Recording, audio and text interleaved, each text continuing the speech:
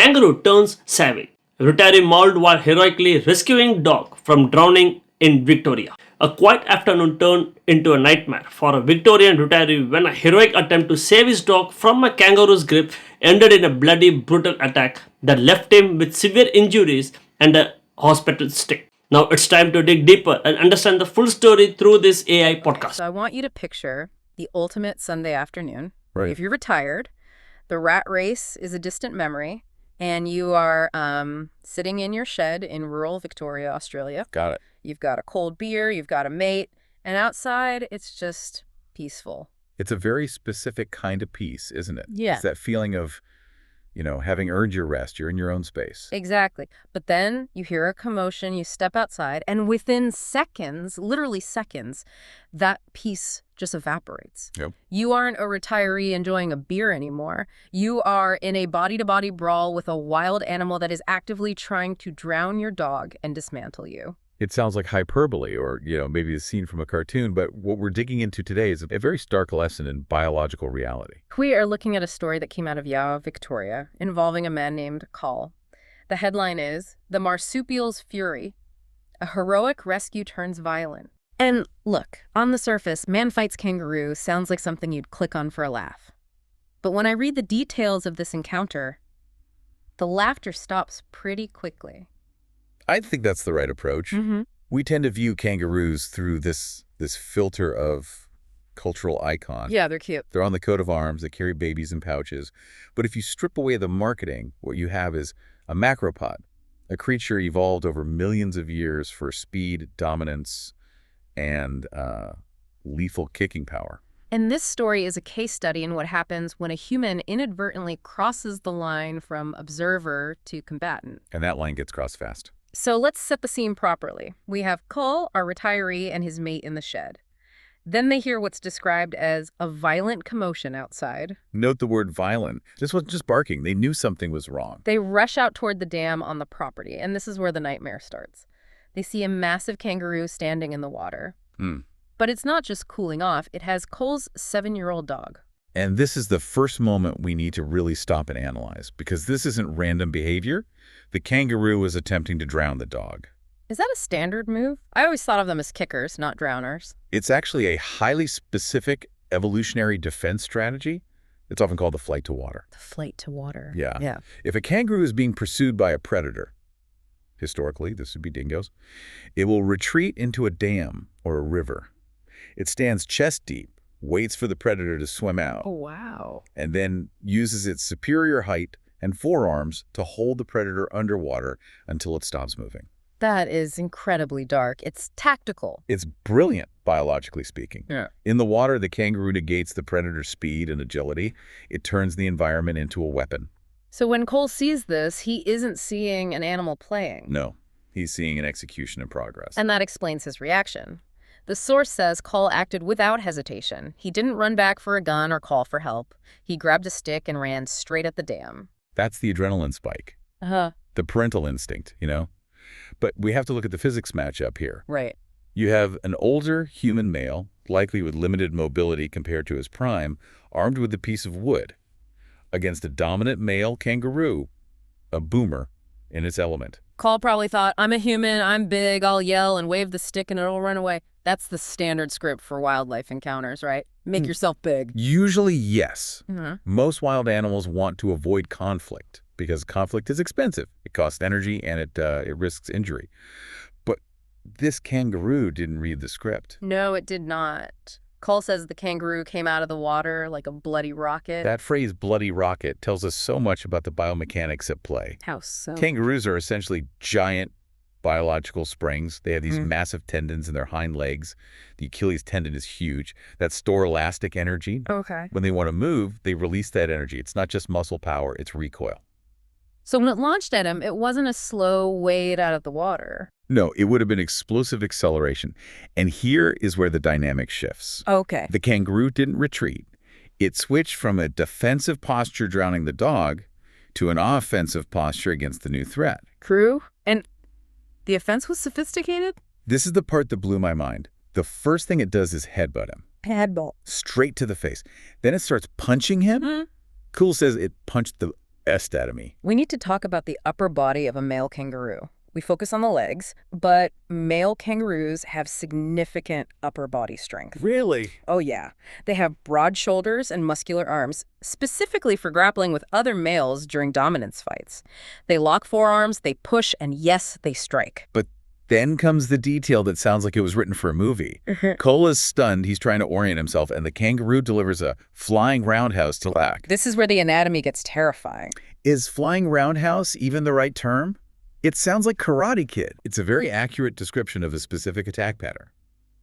When a kangaroo fights seriously, it does this move where it rears back, balances entirely on its thick, muscular tail, It balances on its tail. using it like a third leg, and then brings both hind legs up simultaneously to kick forward. So it's a double-legged drop kick. Effectively, yes. Mm-hmm. But because of that tail balance, they can deliver that kick with their entire body weight behind it. And we aren't talking about a human kick. No. A large male kangaroo can exert 759 pounds of force. That's enough to shatter bone. And Cole took that to the back. He took that piston-like force directly to his dorsal region. If that had hit his spine directly or, his neck, we might be telling a very different story today. It's miraculous he stayed conscious.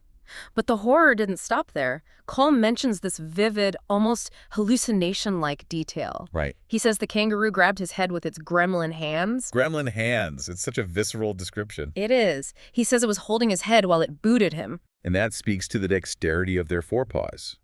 They aren't paws like a dog has. They have 5 digits, and they are designed for grasping. Ah. In a mob, males will grab an opponent's head or neck to pull them off balance so they can deliver that gut-kicking strike. So what felt like a gremlin to him? To the kangaroo, it was just standard grappling technique. And while this is happening, the headbutt, the roundhouse, the grappling, the kangaroo is growling. Which challenges another misconception. We think of them as silent, but a growl indicates high arousal and aggression. This animal was in a state of fury. So let's look at the timeline. Cole says this whole ordeal, from the moment he charged to the moment it ended, was probably 25 seconds of work. 25 seconds. It's nothing. I can't even microwave a burrito in 25 seconds. But in a high-intensity biological conflict, 25 seconds is an eternity. And look at the damage inflicted in that window. The injury list is just, it's gruesome. Cole was covered in blood. He had a puncture wound 3 inches deep. Let's pause on 3 inches deep. Well, That is a deep, penetrating trauma. Kangaroos have a specific claw on their 4th toe. It's not just a toenail. It's a grooming tool that doubles as a dagger. a dagger. It's long, sharp, and because of the leg strength we talked about, it cuts through flesh like butter. When they kick, they aren't just bludgeoning you, they are effectively trying to disembowel the opponent. Disembowel, that is the goal. In a fight to the death or for serious dominance, yes, they kick at the soft underbelly. Which brings us to Cole's tactical genius. I don't know if he thought of this or if it was pure instinct, but he mentions that he rolled onto his stomach. That decision likely saved his life. Why is that? Because of what we just said about disembowelment. The kangaroo is trying to rake the soft tissue, the intestines, the stomach, the liver. Right. By rolling over, Cole presented his back to the animal. His back has ribs, spine, heavy muscle. It can take a beating, it can take a slash. But it protects the vital organs. So if he had stayed on his back, trying to push it away... That 3-inch wound could have been fatal. It's amazing how the brain just switches gears. He goes from pet owner to combat survivalist instantly. It's the lizard brain. It takes over when the logic centers are too slow. So Cole's on the ground, protecting his vitals, taking a beating. The kangaroo is winning, hands down. How does this stop? This is where the human element, specifically the tool-using element, comes back in. The mate. The mate with the shovel. I have to wonder what was going through the mate's head. You see your friend being pulverized by a kangaroo. Do you jump in? It's a huge risk. Yeah. If the kangaroo switches targets, now you're the one getting the roundhouse. Yeah. But the friend grabbed a shovel, which is the perfect weapon because it gives you reach, Smart. and struck the kangaroo on the head. And that worked. It broke the engagement. Yeah. The kangaroo retreated into the bush, And it's still out there, right? The source says it's still at large. which is a chilling thought for the neighbors. But it makes sense. The animal wasn't mindless. It calculated that the odds had shifted. 2 humans, one with a hard weapon. The energy cost was no longer worth the fight. So it disengaged. Exactly. So the kangaroo leaves. Call is a mess. This wasn't a rub some dirt on it situation. He spent 6 hours in the hospital. 6 hours creates a picture of significant medical intervention. It's not just stitching up the cuts. You have to worry about infection. Oh, of course. Think about those claws. They've been digging in the dirt, scratching at parasites. Deep puncture wounds from wild animals are a sepsis nightmare. They would irrigate those wounds extensively. And yet, despite the 3-inch hole, the hospital stay, and the sheer terror of being gremlin-handed, Call's reaction in the interview is just, it's perfect. It really is. It's the most Australian response imaginable. He told the reporter he was embarrassed. Embarrassed. He said, "I'm a bit embarrassed that I got flogged by a kangaroo." That's a man trying to reclaim his dignity. He's not traumatized, or at least he's not showing it. He's mortified that he lost a fistfight to Skippy. And the shirt, we have to talk about the shirt. This was my favorite detail. He wasn't complaining about the pain. He was specifically annoyed that the kangaroo tore his brand new shirt. It's a coping mechanism, right? Humor diffuses the horror. By focusing on the trivial, the shirt, the embarrassment, he grounds himself back in reality. It's a way of saying, I am still here. I'm still here, I'm still Cole, and I'm annoyed about my wardrobe. It refuses to let the animal have the psychological victory. It does paint a picture of that rural resilience. But I want to circle back to something the expert in the article, Alex Christic from Wild Pro Pest Control, mentioned. Right. He said attacks like this are rare. They are rare. We don't want to fearmonger and say every kangaroo is a killer.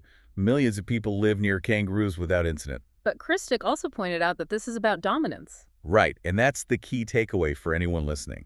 To us, a kangaroo is an animal we watch. To a male kangaroo, a standing human looks like another male kangaroo. Why is that? We are bipedal. We have a similar upright posture. If that kangaroo is full of testosterone or if it feels cornered, it doesn't see a human. It sees a rival. So when Cole ran in, he was basically issuing a challenge. In the kangaroo's language, Yes. he entered the arena. It really makes you rethink the boundaries we have. We build our sheds, we drink our beers, and we think the wild stops at the fence line. But the wild doesn't care about the fence line. The wild is opportunistic. We're encroaching on their habitat, and sometimes the habitat fights back. It reminds me of how we anthropomorphize everything. We see a kangaroo and think cute. And that Disneyfication of nature is dangerous. It blinds us to the biological reality. These are powerful 200-pound wild animals with weapons attached to their feet. They demand respect. Not fear, necessarily, but profound respect. And maybe, just maybe, don't run at one with a stick. If you can avoid it, absolutely. If you see a kangaroo in a dam with your dog, the harsh reality is that entering that water puts you at a massive disadvantage. You are slow in water. They are anchored. So what should a listener do in that nightmare scenario? It's an impossible choice. But experts would say, make noise, throw objects, try to break the animal's focus from a distance. But don't get close. But getting within striking range, inside that kick zone, is gambling with your life. Cull won that gamble, but only just. He walked away with a scar and a ruined shirt. And a hell of a story for the pub. Definitely. I think the thing that sticks with me isn't just the violence, but the speed. That transition from quiet afternoon to combat in the blink of an eye. It's a good reminder to stay alert. Awareness is everything. Nature is beautiful, but it's not tame. Well, on that note, we're going to wrap up this deep dive into the marsupial's fury. I hope you'll look at those peaceful grazing kangaroos with a slightly different eye next time. And maybe keep a shovel handy. Couldn't hurt. Thanks for listening, everyone. Stay safe, respect the wild, and we'll catch you on the next one. Okay, one question for you. What went wrong when a man tried to rescue his dog from a kangaroo? And how dangerous can wild animals become? Don't forget to comment it. Thanks.